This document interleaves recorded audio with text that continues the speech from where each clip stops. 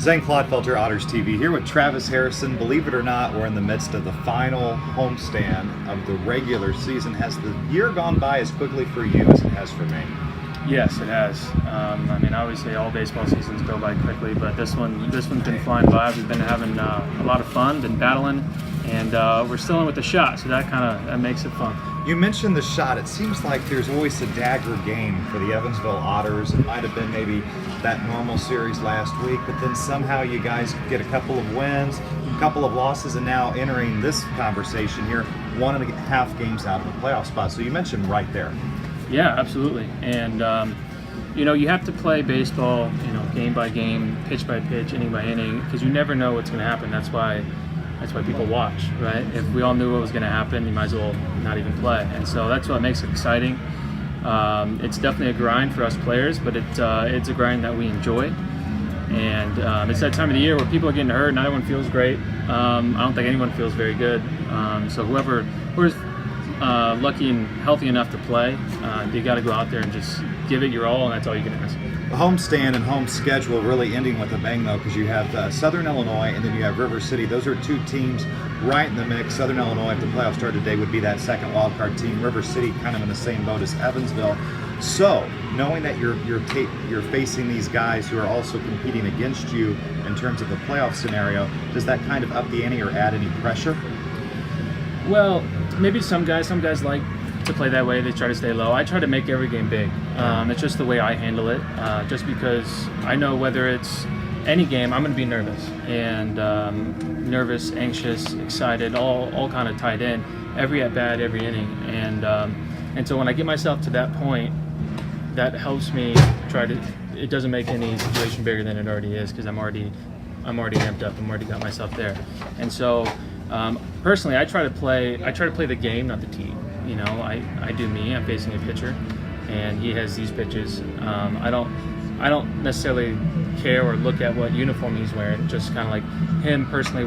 How is he trying to get me out? What do I need to do to beat him? Just based on a guy that's been here all year, what do you think is Evansville's main strength and why they're still in this playoff chase?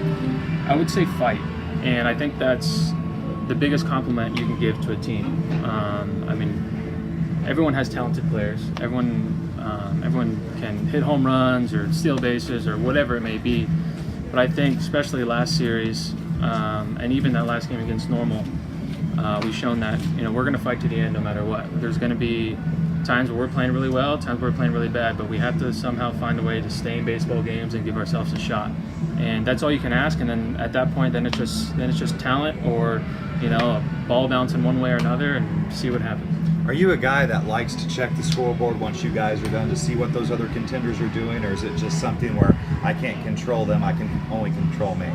The only time I'll do that is if it comes down to the last game and we need to win and they need to lose. Okay. But I'm kind of in the mindset if we win, we did our job, and especially playing, like you said earlier, playing teams that we're competing against, we know if they win or lose, and so we'll be focused on winning the game and then moving on tomorrow. Over the course of your baseball career, have you been a part of playoff clinching celebrations? I've been so lucky. In my 6 years with the Twins, I won 4 championships. Okay. And so you have some bling then too, right? Oh yeah, and that's always nice. Yeah. And playoff baseball is so much fun because it's how playoffs supposed to be played. And there's no take it easy here. We need you for tomorrow. It's right now. Everything's on the line, and we're kind of in that mode already. I mean, you saw last game we have pitcher playing third base, and there's all kinds of stuff going on. People are going down, and it's kind of cliche, but when they say it's going to take all 25 guys to win, it really is going to take all 25 guys to win. No one can come out and blow it for you, and that's what playoff baseball is all about. And you mentioned that too. Now a week or so with the roster intact since the deadline has come and gone. So how nice is it to kind of know that the team that you have is the team that you're going to compete with for the rest of the year? Yeah, it's super nice. We have a great group of guys. We get along fantastic, and that was one thing I had to get used to in indie ball rather than affiliated. Okay. I mean, there's people affiliated that someone gets called up or brought back down or released or something, but it happens a lot less frequently than it does here. Okay. I remember there was I think 1 week where 4 guys left and we got 5 new guys or whatever it was. And I'm like, it's kind of strange. And so now that we have it locked in, we all trust each other, and we're going to go out there and give it our best shot. So when I come and talk to you guys for Otters TV before the game, I have to bring down a roster. And kind of like just double check because I see who's there. Yeah, I don't like strangers, so especially when they are playing for the team that you work for. But well, here's hoping a successful homestand for Evansville, and then on the road, at Gateway and then Normal. So depending on how things shake down, that could be a really big series to kind of close the year. Yeah, and yeah, absolutely. But we just have to focus on tonight, first inning, and just battle our way through it. And we'll be tired, but hopefully in 2 weeks' time we'll be still playing.